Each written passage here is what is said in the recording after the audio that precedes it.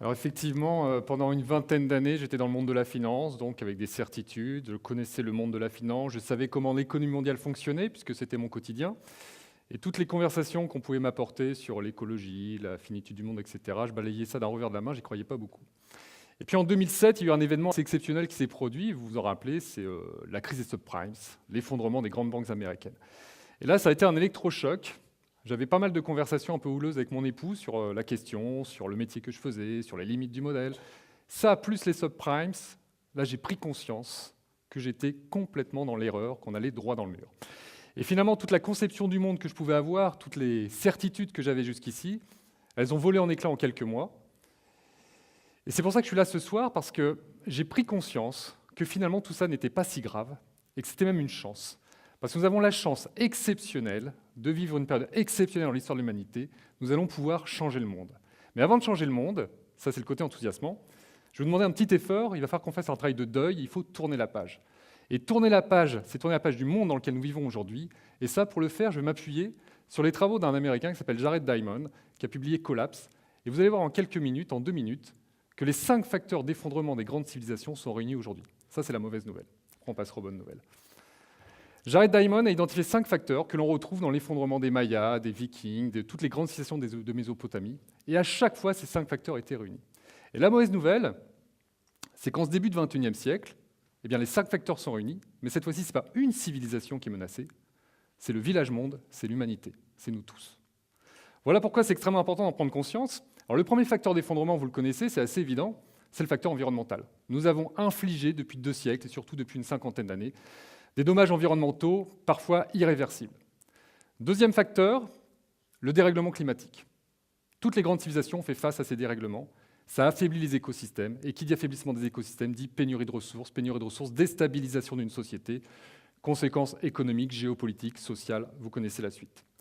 Troisième facteur réuni encore aujourd'hui, on en est bien conscient, c'est la résurgence des conflits militaires. Ça découle des 2 premiers facteurs. Quand les écosystèmes sont déstabilisés, quand la société manque de ressources, qu'est-ce qui se passe ?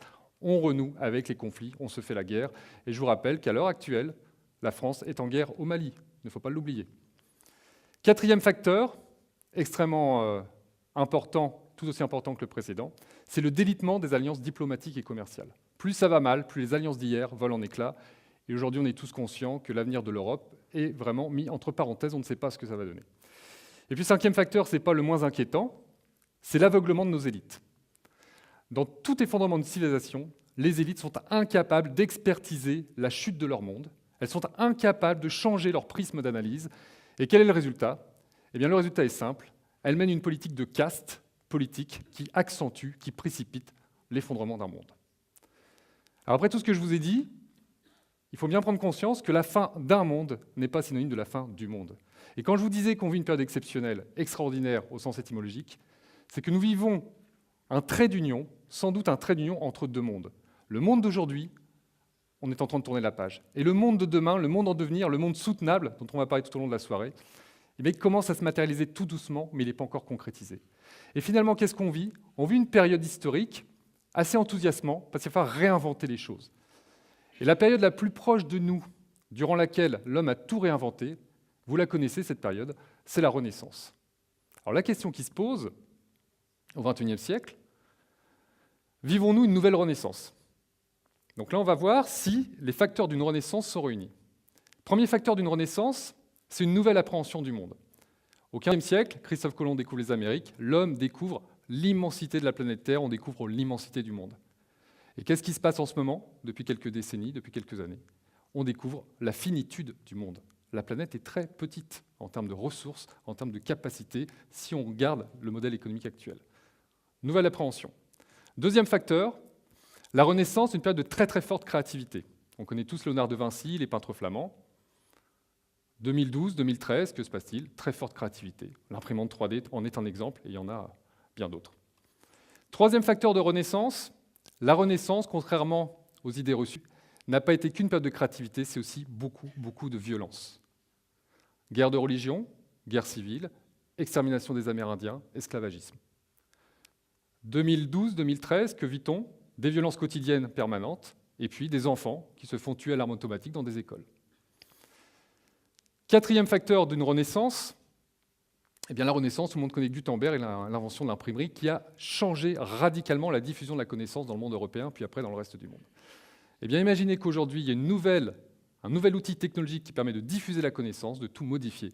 Eh bien, cet outil, on l'a, ça nous tient dans la main, la connaissance est instantanée, nous tenons la connaissance du monde dans la main. Et on va voir tout à l'heure que ça va tout changer. Et enfin, une renaissance, et ça m'amène au sujet du jour, c'est le fait que toutes les certitudes de l'humanité ont volé en éclats. Je vous rappelle quand même que depuis Aristote, en passant par Ptolémée au IIe siècle et jusqu'à la Renaissance, la Terre était plate, l'homme était au centre du monde, les astres tournaient autour de nous. Et quiconque osait remettre cette pensée unique, quiconque osait contester cette vérité acquise non négociable, vous connaissez la suite, il avait affaire à l'Inquisition. Le bûcher, on le soumettait à la question. Copernic et Galilée ont failli payer de leur vie parce qu'ils ont osé dire que la Terre n'était pas plate et qu'elle n'était pas le centre du monde. Donc la question qui se pose aujourd'hui pour nous, contemporains du XXIe siècle, c'est commettons-nous la même erreur que nos ancêtres? Sommes-nous, nous aussi, dans l'erreur? Sommes-nous dans des certitudes qui vont voler en éclats au cours des prochaines années? Une fois qu'on a posé cette question, la réponse est quelles sont ces certitudes? Quelles sont les valeurs non négociables acquises qui pourraient voler en éclats dans 10 ans, dans 15 ans, dans 20 ans, dans 50 ans? Alors il y en a beaucoup. En tant qu'ancien économiste, j'en vois au moins 3 sur le plan économique. La première, c'est la vérité selon laquelle la croissance est le seul moteur de l'économie. Je vous rappelle qu'en grec, que veut dire le mot économie? Économie, ça veut dire gestion des ressources, gestion du domaine, de la maison. Ça ne veut pas forcément dire croissance, ce n'est pas synonyme.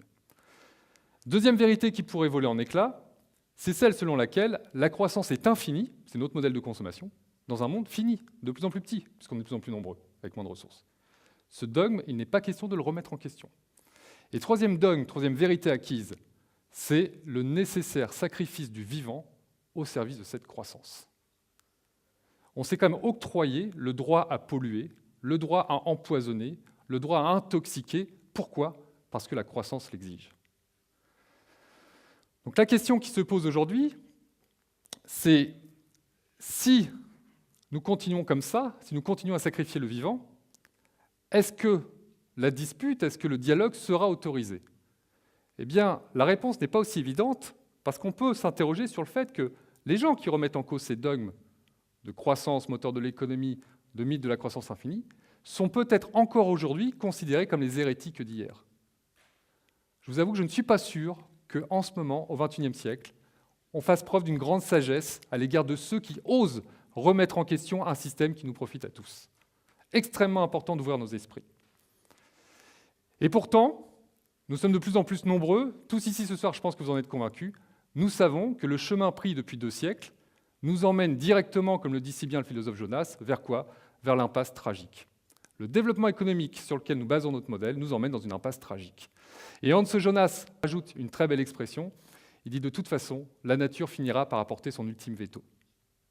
Ça en sera fini.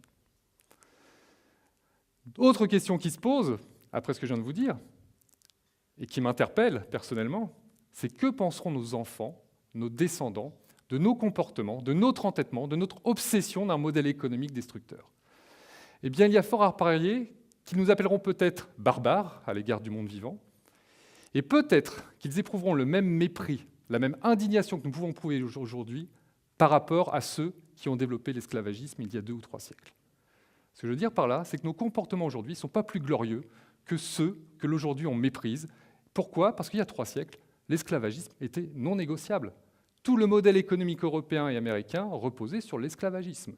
Et aujourd'hui, en 2013, que se passe-t-il? Tout notre modèle économique, toute notre société repose sur quoi? Sur l'exploitation, le sacrifice du vivant. La question qui se pose donc aujourd'hui, c'est qu'est-ce qu'on va faire, bien sûr? Et avant de savoir ce qu'on va faire, c'est comprendre pourquoi on en est arrivé là, afin de ne pas commettre la même erreur dans le monde de demain. Et comment on en est arrivé là?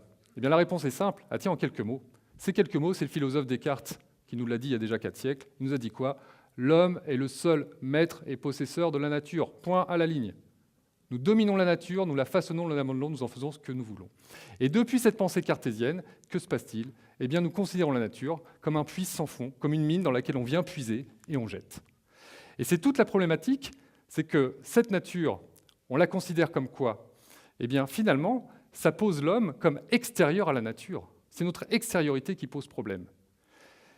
Et Michel Serres, dès 1990, avait une réflexion extrêmement juste, comme toujours. Michel Serres nous disait, et finalement, la notion d'environnement nous pose problème. Parce que l'environnement sous-entend que l'homme est posé, entouré d'un monde vivant. Nous sommes détachés de la nature. Tant que nous n'aurons pas résolu, tant que nous n'aurons pas une réconciliation avec cette nature, ça ne fonctionnera pas. Alors il ne s'agit pas là de sacraliser la nature, de la mettre sur un autel, une déesse sacrée. Il s'agit juste de faire avec la nature et non contre ou sans elle. Alors comment allons-nous faire? Eh bien, la conclusion de mes récents travaux, c'est qu'il va falloir organiser, tout simplement, c'est extrêmement facile, une nouvelle controverse.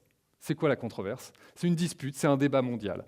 Que s'est-il passé à Valladolid au XVIe siècle, en 1550? Eh bien, une dispute a eu lieu en Espagne pour savoir si les Amérindiens étaient des êtres vivants ou non. Parce que vous imaginez bien que cette main-d'œuvre docile, si on l'exploitait gratuitement, on développait le Nouveau Monde. Mais si c'était des hommes, on ne pouvait pas les réduire à l'état d'esclavage. C'était insupportable. Donc on discute sur l'humanité ou non des Amérindiens. Au XXIe siècle, il va falloir qu'on organise une nouvelle controverse. Mais cette nouvelle controverse, cette fois-ci, eh bien, aura pour but de déterminer quels sont les seuils de tolérance vis-à-vis de la nature par rapport à l'activité humaine. Qu'est-ce que la nature peut supporter? Quel modèle économique peut-elle supporter? Avons-nous le droit de polluer, le droit de tuer l'avenir de nos enfants et de détruire leur patrimoine commun? Cette nouvelle controverse, elle nous permettra de rédiger la Déclaration universelle des devoirs de l'homme envers la nature. Je dis bien des devoirs. Pourquoi? La Déclaration des droits de l'homme a été la pierre angulaire du monde moderne, du monde d'aujourd'hui. La Déclaration universelle des devoirs de l'homme sera la pierre angulaire du nouveau monde de demain. Elle nous fixera des limites, des bornes à notre activité. Comment lancer cette nouvelle controverse? Eh bien, il va falloir s'organiser, mais vous allez me dire, avant de s'organiser, de la lancer, Rousseau, il a fumé, il est utopiste, il est bisounours, c'est un fantasme tout ça. Je vous renvoie à l'histoire une fois encore. Qui aurait pensé, avant Constantin et Théodose Ier, que les Romains verraient l'Empire détruit par une poignée d'individus à l'intérieur qu'on appelait les chrétiens? Qui aurait pensé, avant la Révolution française et la fin de la monarchie, qu'une poignée d'hommes écrirait la Déclaration universelle des droits de l'homme? Eh bien, peut-être qu'aujourd'hui, les gens qui réfléchissent à un autre monde, qui aspirent à des nouvelles valeurs, sont peut-être, vous êtes peut-être, je suis peut-être, les premiers chrétiens de l'Empire romain. Nous sommes peut-être en train de changer les choses de l'intérieur par la seule aspiration de nos valeurs à un autre monde. Comment organiser cette nouvelle controverse? Eh bien, c'est extrêmement simple. Parce qu'à défi inédit, nous avons un outil inédit dans les mains, vous l'avez tous dans les mains ce soir, c'est la connexion. Nous sommes tous connectés. Et ça va tout changer. Le fait d'être connectés nous permet de lancer une controverse, d'envisager le monde de demain.